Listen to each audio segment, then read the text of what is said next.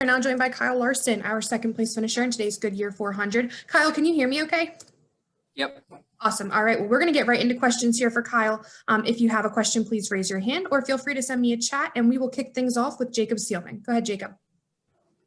Thanks, Marissa. Kyle, I know a lot of people have talked about the 750 package coming back to Darlington. What was your assessment? Obviously, you were running Truex down there for a bit towards the end. I mean, how much fun was it just wheeling these things and really racing the track as much as you were racing anybody else? Yeah, it was fun. It definitely took a handful of laps to get used to. You know, I was going down the straightaway and then everybody was lifting a lot sooner than I thought I needed to, and so I adjusted to them, and you backed my entry up, and I felt like I got a little bit better loading into the corners then. So and then exit was sliding around a lot, so a lot of fun. I don't remember honestly how the high downforce was because I didn't get to run here last year, but it was fun to be here during the day. My first daytime cup race here, so it was cool to do that, and yeah, had a lot of fun slipping and sliding. How tough was the heat compared to what you remember from the nighttime races here? It wasn't as bad as I thought. Maybe we just do a really good job with the cooling in our car, but I hardly broke a sweat, surprisingly. So it wasn't too bad for me. I don't know how the other guys were. All right, we're going to take our next question from Mark Garrow. Go ahead, Mark.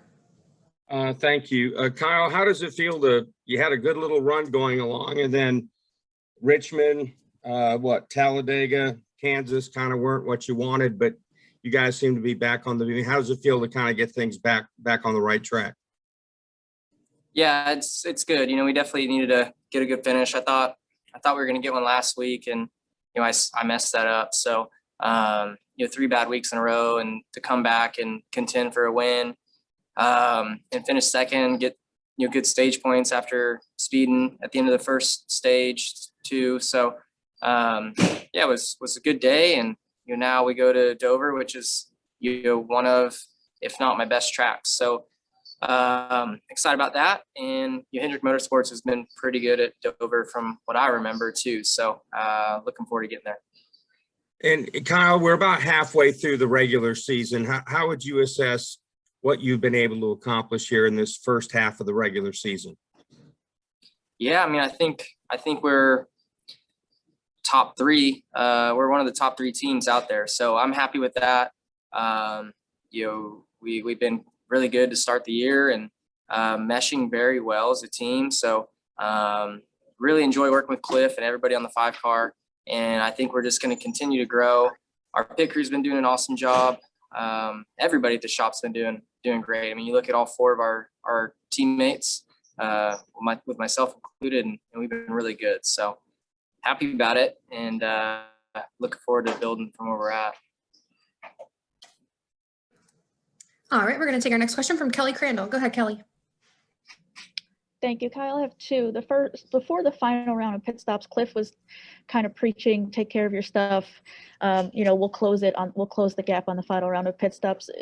Was that hard to do when you can see him, when you can see Martin in front of you and want to get as close as you can, or were you able to kind of be patient there? Yeah, I mean, it's hard, I had already planned on when we closed a bunch throughout the green flag cycle, that final one, and I could, see that I was really close and notice that I was gaining on him. I definitely had to tell myself to just calm myself, which I was. Even this, the whole last stage, I felt like I did a good job for where I was at and who I was battling with to take care of my stuff. But yeah, when the leader's in front of you, it is tougher to remind yourself. But in a way, I maybe was too patient at one point. I got to this back bumper in 1 and 2, and I could see he was struggling in front of me. And, I thought, well, if I'm just patient here and stay behind him and put some pressure on him, maybe he'll use his stuff up or get into the wall in 3 and 4, because he was running so close to it. So I was just hoping that he would make a mistake. But looking back, if there was something I could do different, I would have taken advantage of that opportunity and try to get to his inside and maybe clear him off of 2 and then kind of block him and my dirty air the rest of the race. Thank you. All right, we'll take our next one from Chris Knight. Go ahead, Chris. Hey, Kyle, the strength of today's performance and going back to Dover next week, one of your good tracks in a Hendrick car, just looking at your outreach on going back to Dover. Yep. Yeah, I'm pumped to get there. I think it's this aero package maybe again too. So yeah, Dover is just an awesome place, suits my style. You know, it's can move around quite a bit. So it's fast, aggressive, and I love it. So ready to get there and hopefully be one spot better. Thank you. All right, we'll take our next one from Chase McCabe. Go ahead, Chase. Kyle, you talked about the runs that you've had, obviously the win, the top 5s, but how has it been able to come together so fast for you, your relationship with Cliff, coming to a new team, you're 12 races in and you guys seem to be clicking on all cylinders. So how has it come together so fast? I just think I've got a great group of people around me throughout all of Hendrick Motorsports, but especially in our 5 cars. So their preparation is something that is pretty awesome to see.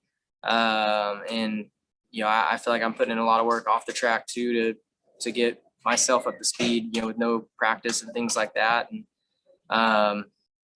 honestly, probably no practice benefits me a little bit, just from being able to adapt quickly and not giving myself an opportunity to tune ourselves out with any bad feedback. So it's been really fun to be this good this early on in the year. And like I said earlier, I hope we can just continue to build on it and get better and be the best when it comes to the final 10 races. All right, we're going to take our next question from Tucker White. Go ahead, Tucker. Kyle, what exactly were you thinking there? I think it was like 8 or 7 laps to go when you decided just to thread the needle between Ryan Newman and Tyler Reddick.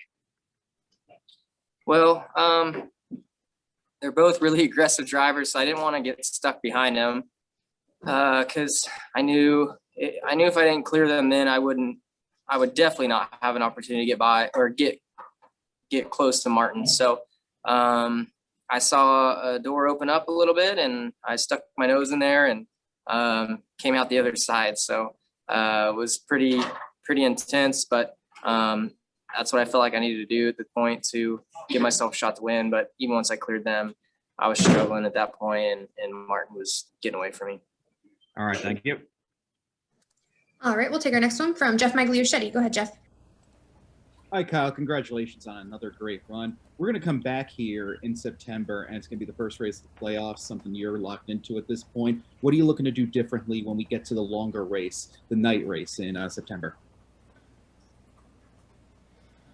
I don't know. I mean, hopefully we can just look at our data points from this race and try and get our car better.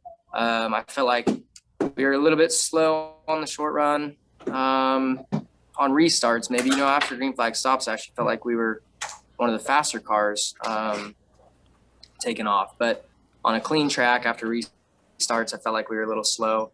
And then the long runs, I was just way too loose to carry throttle, be aggressive, not get stuck in traffic, things like that. So just take what we learned today and try and be better and try and be better than the 19 because he was obviously really good all race long.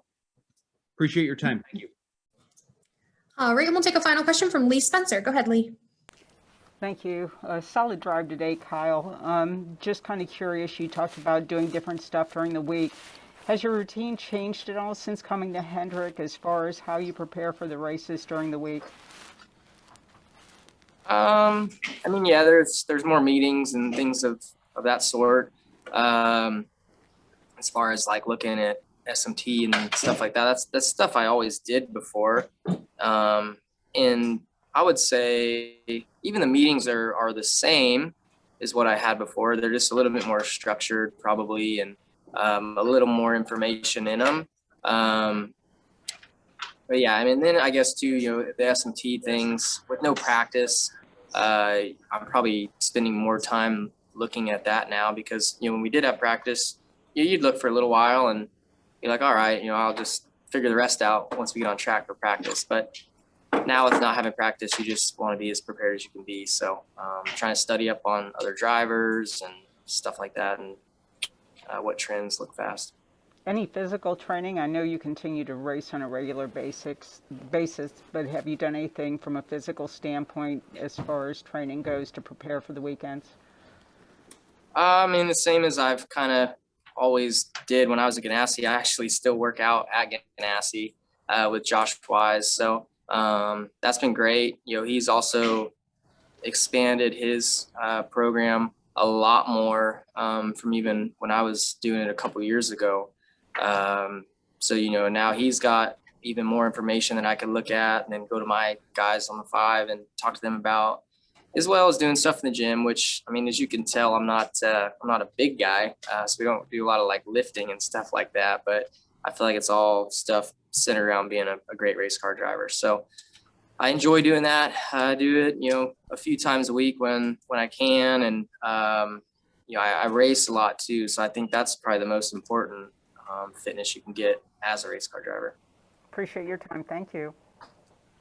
All right, and we have a question from Bob Pockers. Go ahead, Bob.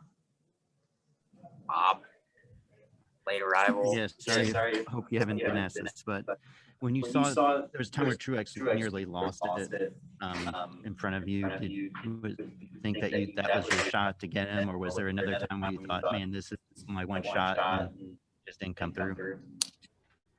Well, yeah, I mean, I saw him. I closed a lot. We had to have gained seconds on him on the pit cycle. And then I was closing on him a little bit, and then he was getting in heavy traffic, and it looked like he was struggling in front of me for grip. So I was trying to just be patient, and try and let him burn his stuff up. I do think I remember seeing him get sideways off of 2 once or something like that. And then I got to him later on and got to his back bumper, was going to try and get him loose just to get him to check up off of 2 and maybe get to his inside, or just stalk him some more and get him to make a mistake or burn his tires up. But he did a really good job.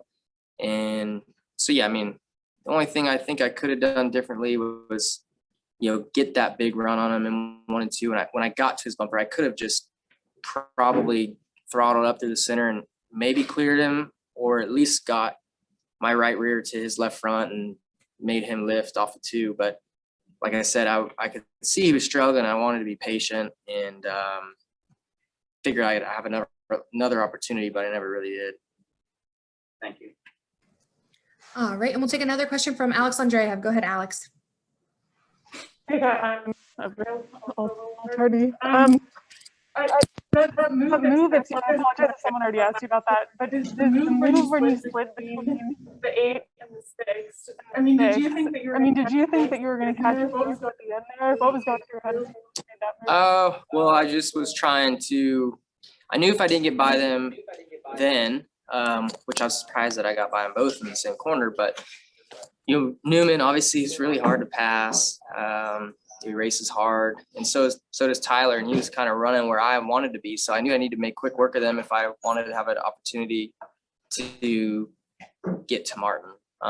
So the 6 kind of pulled lower than I thought he would, and I saw a door open and poked my nose through it and came out the other side. So still, after I cleared, I wasn't good enough to get to Martin, but had I not got by them, I definitely would have never even had a shot to get to Martin. So just glad I didn't wreck there. All right, and Kyle, it looks like that's all we've got for you. Thank you so much for taking some time to talk with us. Congratulations on the great run, and we will see you in Dover. All right, thank you.